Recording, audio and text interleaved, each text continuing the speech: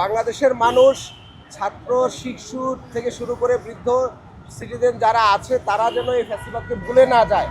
তার যে ফেসটা, এটা যেন হাঁটলে চললে যেন তার একটা মনে থাকে, সেই কারণেই এই গ্রাফিটিগুলো করা। পোস্টার এক্সিবিশন হবে, ছবি এক্সিবিশন হবে পুরো ঢাকা শহর ব্যাপী বিভিন্ন মেট্রো রেলের নিচে। মোহাম্মদপুরে আলাদাভাবে আসাদ গেটের মতো করে গেট নির্মাণ করা হবে, বাড্ডায় গেট নির্মাণ করা হবে, মিরপুরে আলাদাভাবে গেট নির্মাণ করা হবে।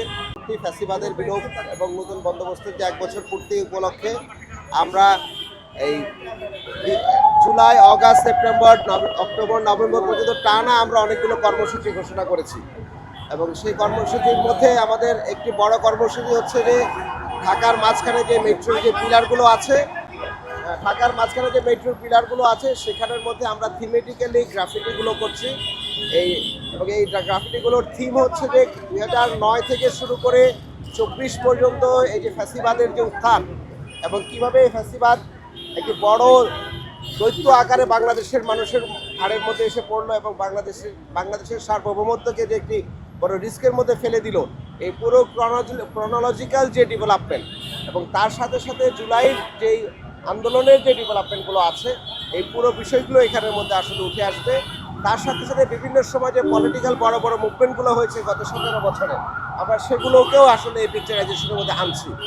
এগুলো আনার পেছনে একটি বড় কারণ হচ্ছে যে বাংলাদেশের মানুষ, ছাত্র, শিশু থেকে শুরু করে বৃদ্ধ সিটিজেন যারা আছে তারা যেন এই ফেস্টিভ্যালকে ভুলে না যায়।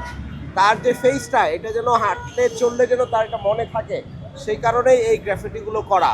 এবং এই গ্রাফিটিগুলো করা এটা আমরা শাহবাগ থেকে শুরু করে আগারগাঁও পর্যন্ত ঢাকার যে মূল যেই রাস্তা, সেই মূল রাস্তার মেট্রো পিলারের উপরে আমরা এগুলো করছি।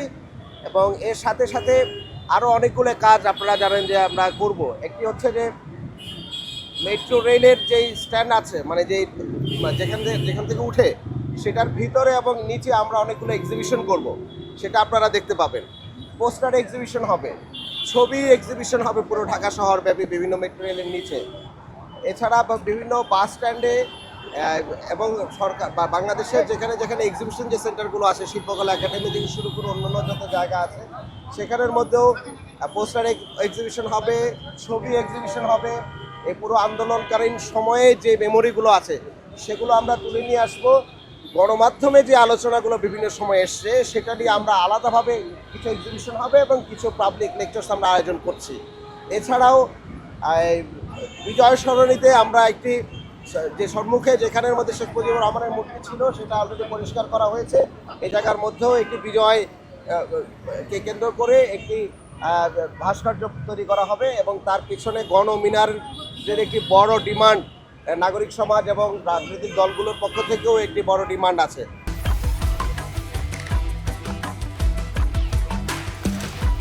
Bring the treat and split it up. It's way fun, fast and smart. Sign up for PathaPay. PathaPay, your universe, your way. সুতরাং সেটা নিয়ে আমরা আলোচনা করছি, মনে হচ্ছে আমরা সেটাও আমরা করতে পারবো।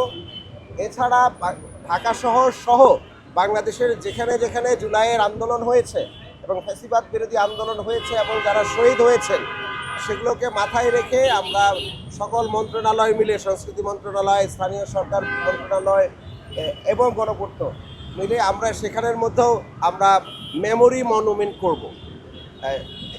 এছাড়াও মোহাম্মদপুরে আলাদাভাবে আসাদ গেটের মতো করে গেট নির্মাণ করা হবে, বাড্ডায় গেট নির্মাণ করা হবে, মিরপুরে আলাদাভাবে গেট নির্মাণ করা হবে।